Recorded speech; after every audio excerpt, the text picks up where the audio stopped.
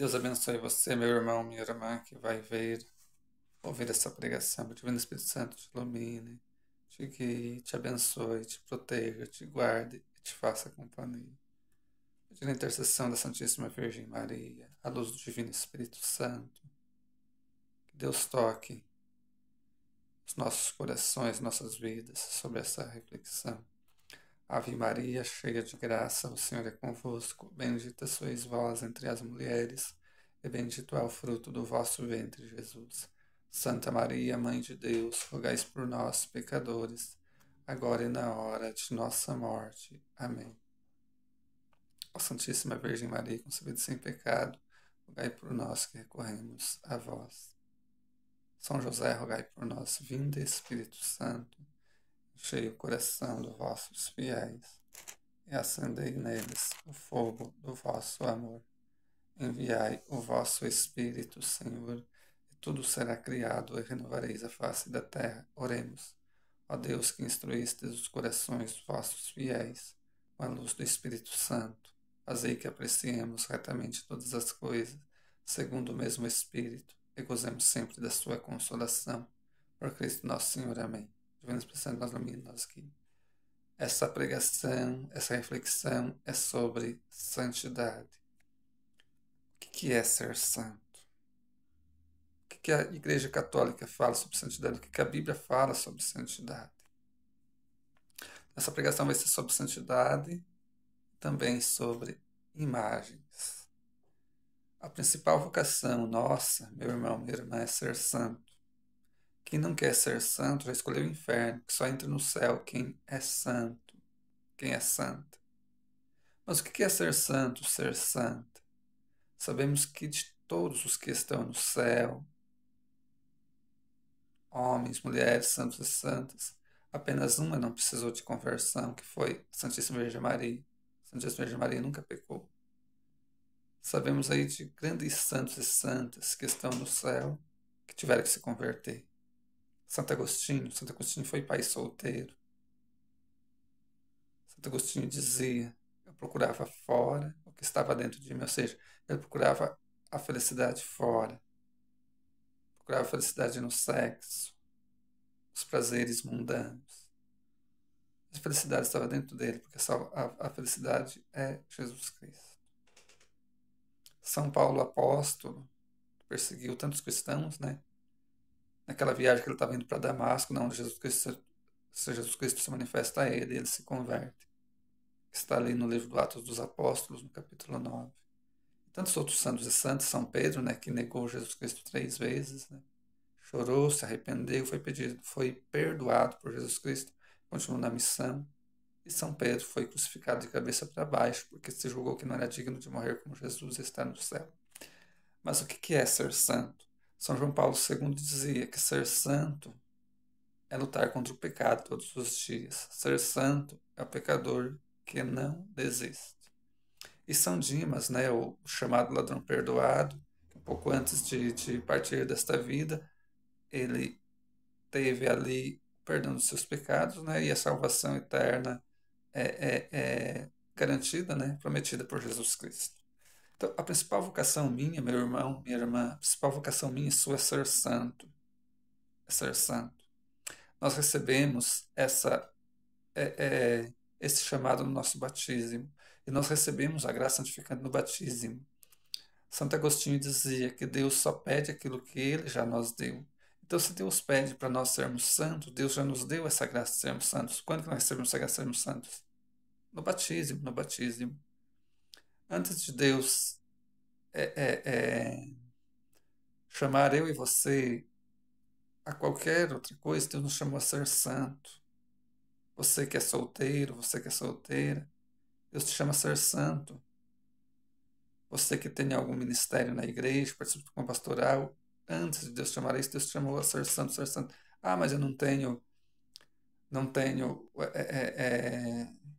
ministério nenhum na igreja, não participo de nenhuma pastoral.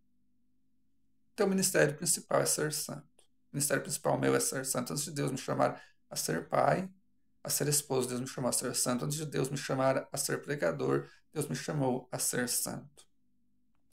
aqui na primeira carta do apóstolo São Paulo aos Tessalonicenses, no capítulo 4, no versículo 3, diz assim: Esta é a vontade de Deus, a vossa santificação, que eviteis a impureza. Palavra do Senhor, graças a Deus. Eu uso a Bíblia tradução da Ave Maria, porque é uma das melhores traduções que tem. Cuidado com traduções ruim da Bíblia, viu?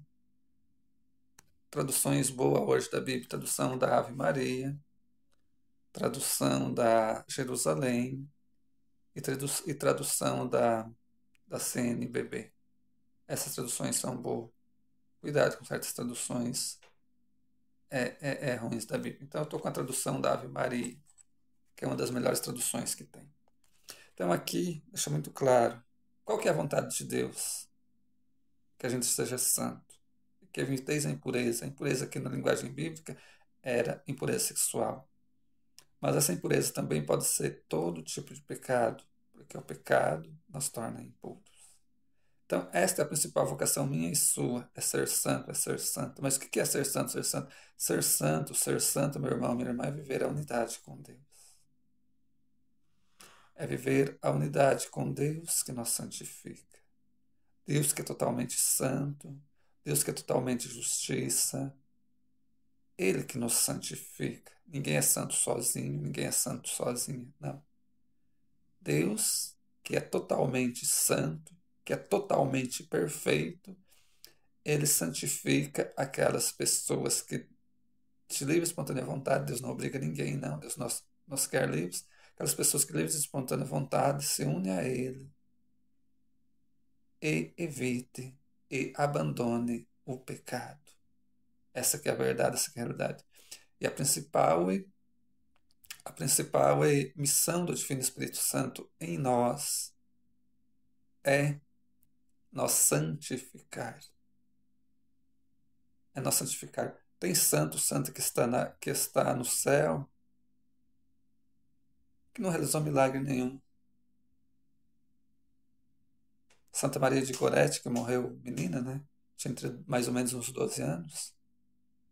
Alexandre, que matou ela canivetada, queria ter relação sexual com ela, ela não quis, o Alexandre matou ela.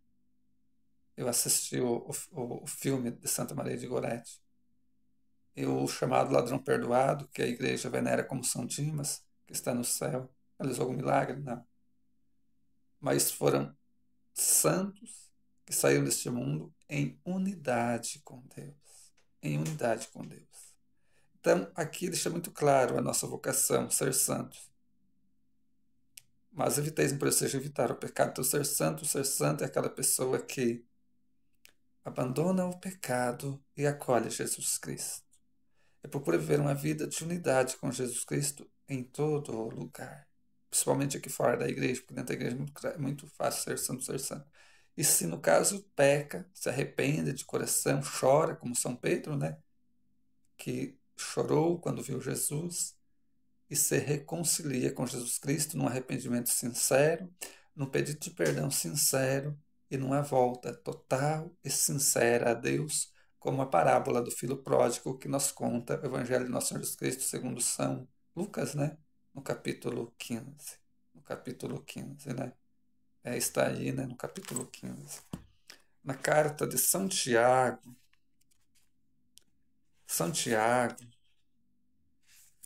no capítulo 4, meu irmão, minha irmã. Santiago, no capítulo 4, no versículo 7 e 8, diz assim: Sede submissos a Deus, resisti ao demônio, ele fugirá para longe de vós. Aproximai-vos de Deus, ele se aproximará de vós. Lavai as mãos, pecadores, e purificai os vossos corações, ó homens de dupla atitude. Palavra do Senhor, graças a Deus. Sede submissos a Deus, resisti ao demônio, ele fugirá para longe de vós. O que é resistir o demônio, meu irmão, minha irmã? Resistir o demônio é resistir o pecado. Resistir o demônio é resistir o pecado que age, o demônio que age através do pecado. Antes do demônio entrar na vida de uma pessoa, perturbaram a pessoa, ou até mesmo, né, a possessão, ele afasta a pessoa de Deus, porque Deus cuida daquilo que é dele. Por isso que a palavra de Deus está falando aqui. Por isso que Deus está dizendo aqui que é para ser submisso a Ele, que é para se aproximar dele. Versículo 7, sede submissos a Deus. Versículo 8, aproximai-vos de Deus. O que é se aproximar de Deus? Se aproximar de Deus, meu irmão, minha irmã, é estar numa vida de unidade a Deus, resistindo ao pecado e vivendo a unidade com Deus. Portanto, tentação não é pecado, pecado é consentir na tentação, certo? Aproximai-vos de Deus, Ele se aproximará de vós. Então aqui a gente vê que é uma atitude da gente. Deus está convidando aqui, através da Bíblia, a gente ser próximo dele, a gente ser santo. Sede submisso a Deus. O que é a submissão? Sede submisso à submissão. Submissão significa estar sob a missão de alguém. Ser submisso a Deus significa estar sob a missão de Deus.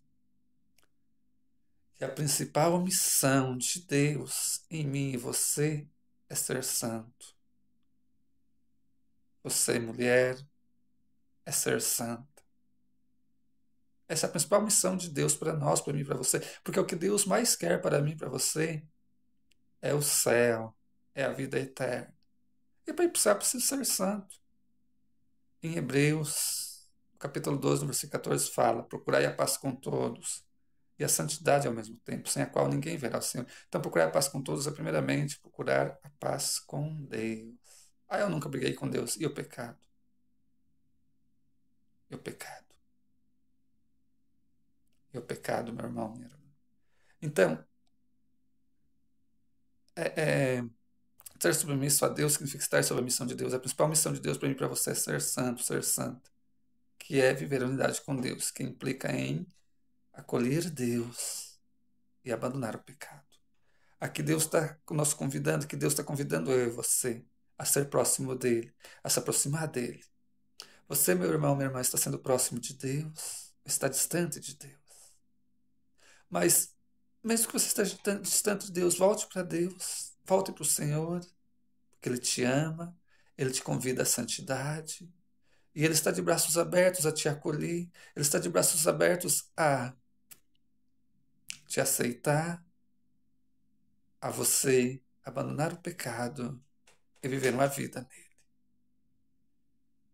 A viver uma vida nele. Resistir ao diabo, resistir à tentação, resistir ao pecado. E ele fugirá para longe de vós. Então, que o diabo esteja longe de você, resista ao pecado, resista a ele. Evite aquilo que pode te levar ao pecado, porque você vai andar com aquela companhia se isso pode te levar ao pecado. Por que você vai andar com vestes inadequadas se isso pode te levar ao pecado?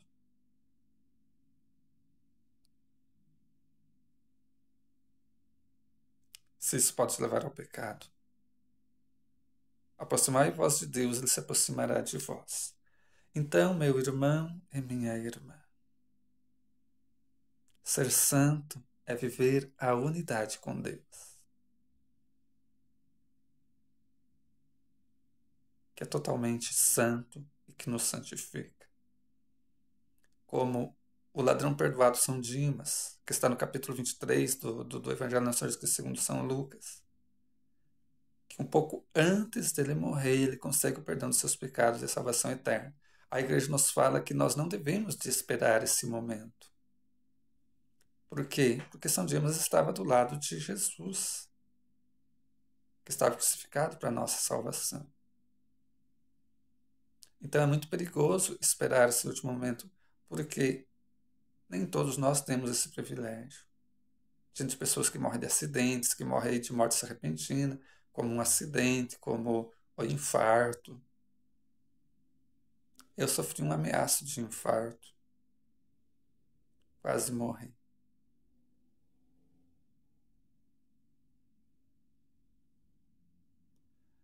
Mas, mesmo que um pouco antes de você sair deste mundo, você se converta, recorra ao Senhor e peça perdão dos seus erros, das suas falhas, Ele te perdoa. Ele te perdoa. Vamos aqui para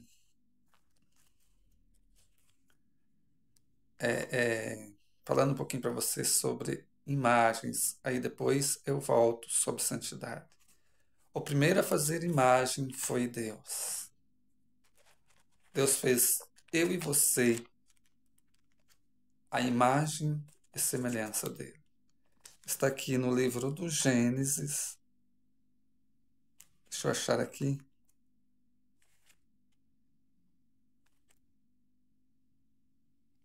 Livro do Gênesis.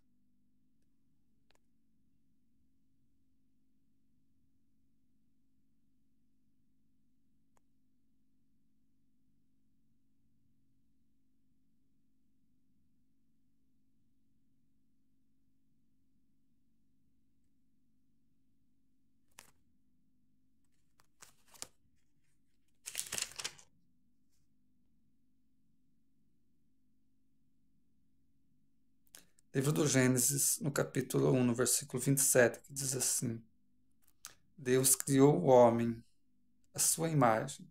Criou a imagem de Deus, criou o homem e a mulher. Palavra do Senhor, graças a Deus. Então, o primeiro a fazer imagem foi Deus, que fez eu e você a imagem e semelhança dele. A gente sabe, né, daquilo que fala a Bíblia no livro do Êxodo, no capítulo 20, no versículo 4, não farás para ti escultura e nem figura alguma do que está em cima nos céus, ou embaixo sobre a terra, ou nas águas debaixo da terra. A palavra do Senhor, graças a Deus. É o seguinte, o que Deus proíbe é fazer imagem de ídolos, de falsos deuses, que os pagãos faziam e que adoravam como Deus. É esse tipo de imagem que Deus proíbe. Mas a imagem de um santo, de uma santa que viveu santamente aqui na terra, que está no céu e que intercede por nós, isso Deus nunca proibiu.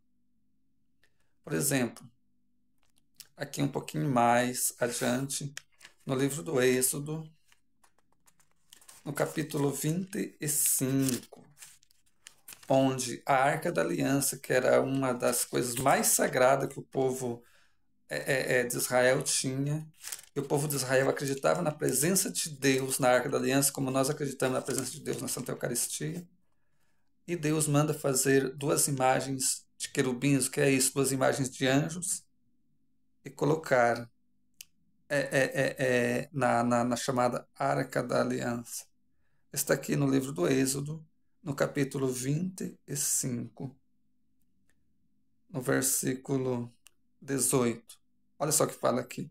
Farás dois querubins de ouro e os farás de ouro batido nas duas extremidades da tampa, um de um lado e outro de outro. Palavra do Senhor, graças a Deus. Então, por que em um texto Deus proíbe, no outro texto Deus manda? O que Deus proíbe é imagem de ídolos, de falsos deuses. Mas isso a Igreja Católica nunca fez, nunca fará. Aqui Deus manda fazer imagens de anjos e colocar na Arca da Aliança, que era um dos mais sagrados. A Arca da Aliança era uma das coisas mais sagradas e que eles acreditavam na presença de Deus na Arca da Aliança. Deus não proíbe imagens santas, sacras. Na época de São Padre Pio de Pietrelcina, um rapaz estava indo num baile, né? Nesse baile, esse rapaz viu uma moça muito bonita. Esse rapaz queria tanto falar com a moça. Só que esse rapaz usava imagens, né? Usava imagens. E esse rapaz foi falar com São Padre Pio de Pietrelcina. Aí São Padre Pio de Pietrelcina disse para ele, aquela moça bonita lá era o diabo. Sabe por que o rapaz não conseguiu falar com aquela moça bonita? Porque ele usava esses símbolos. Ele estava com a imagem de um santo, de uma santa, ou então com a imagem do crucifixo. Na época também de aquele santo lá padroeiro dos caminhoneiros, ele que queria servir o rei mais poderoso da terra, o diabo acabou aparecendo para ele. e é São Cristóvão, né? São Cristóvão. E ele começou a andar com o diabo. E eles iam passar de frente de uma igreja que tem o crucifixo. Não sei se ele passava de frente da igreja, de frente de um crucifixo, que tinha um crucifixo bem grande. Aí o diabo deu uma volta muito grande para desviar aquela cruz, aquele crucifixo. E então São Cristóvão ameaçou o diabo. Porque o diabo não queria passar de frente da cruz, né, daquele crucifixo. Aí o diabo contou para ele, falou a respeito de Jesus Cristo, que tinha morrido na cruz para salvar a humanidade. Daí ele chegou à conclusão seguinte: se tu tem medo da cruz, é que Jesus, não é porque tem alguém mais poderoso do que você. Então Jesus Cristo é mais poderoso do que você. E então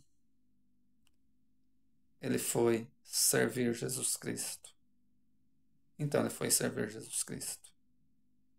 Então, meu irmão, minha irmã, as imagens, elas nos remetem a Deus.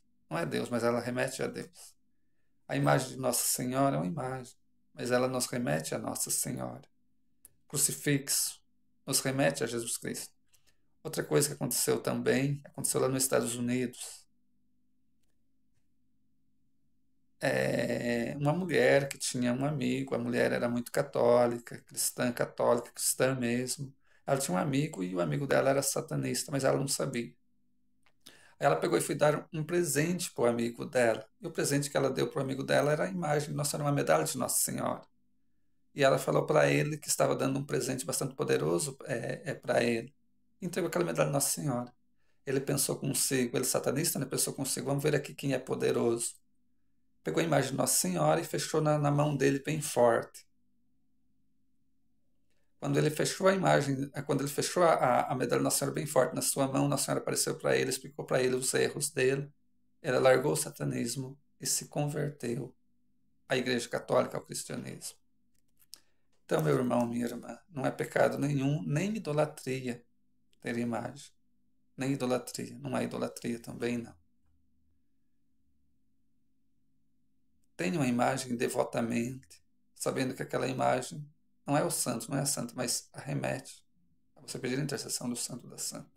O crucifixo não é Jesus crucificado, mas nos remete a Jesus. O crucifixo é o símbolo do maior amor de Deus por nós.